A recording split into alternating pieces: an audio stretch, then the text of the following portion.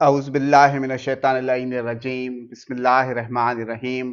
تمام تعریف اس ذات واحد کے لیے جو بولیں تو سنتا ہے اور نہ بولیں تو جانتا ہے، اور بے شمار درود و سلام ہوں محمد و آل محمد پر، جن کے طفیل اللہ رب العزت جل شانہ تمام مخلوقات عالمین پر مہربان ہوتا ہے۔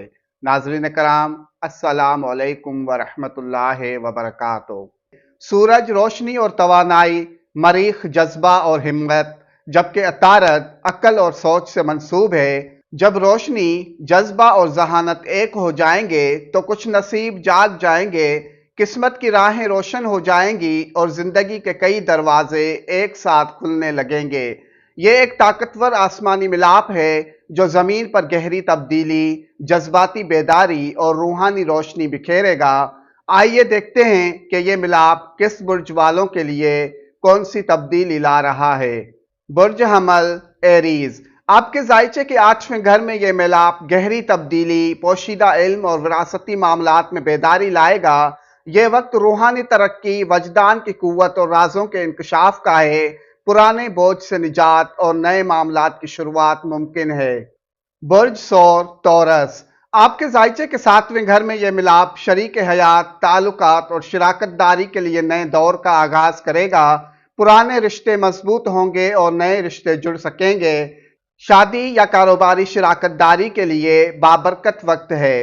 برج جوزا جیمینائے، آپ کے ذائچے کے 6 گھر میں یہ ملاپ آپ کو دشمنوں پر غلبہ، صحت کی بحالی اور کام میں نظم پیدا کرے گا۔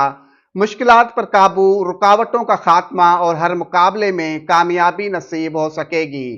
برج سرطان کینسر، آپ کے ذائچے کے 5ویں گھر میں 3 سیاروں کا یہ طاقتور ملاپ آپ کے لیے محبت، قسمت اور اولاد سے متعلق خوشیاں لائے گا۔ تخلیقی منصوبوں میں کامیابی اور عشق میں نیا جوش پیدا ہوگا۔ قسمت آپ کا ساتھ دے گی۔ برج اسد لیو، آپ کے ذائچے کے 4تھے گھر میں اہم سیاروں کا یہ ملاپ گھر، فیملی، جائیداد اور جذباتی سکون کے معاملات میں گہری تبدیلی لائے گا۔ والدین یا خاندان سے جڑے معاملات میں گہری تبدیلی کا امکان ہے۔ گھر کی تبدیلی یا تزئین ممکن ہے۔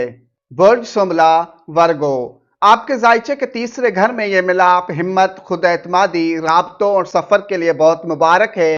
آپ کی بات چیت میں اثر اور تحریر کو پذیرائی ملے گی۔ کسی نئے سفر سے کامیابی ممکن ہے۔ برج میزان لیبرا، آپ کے ذائچے کے 2 گھر میں اہم سیاروں کا یہ ملاپ مالیات، خاندان، زبان اور بول چال کو متحرک کرے گا۔ اچانک مالی فائدہ، وراثتی رقم یا خاندان میں نئی خوشخبری ممکن ہے۔ بات چیت میں نرمی نتائج کو آپ کے حق میں موڑ سکتی ہے۔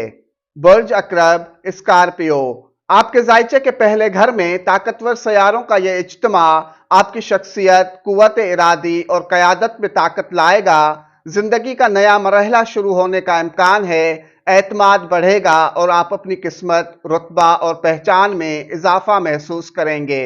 برج قوس سیجیٹیریس، آپ کے ذائچے کے 12ویں گھر میں سیاروں کا یہ ملاپ روحانیت، خواب اور اندرونی شفا کے دروازے کھولے گا۔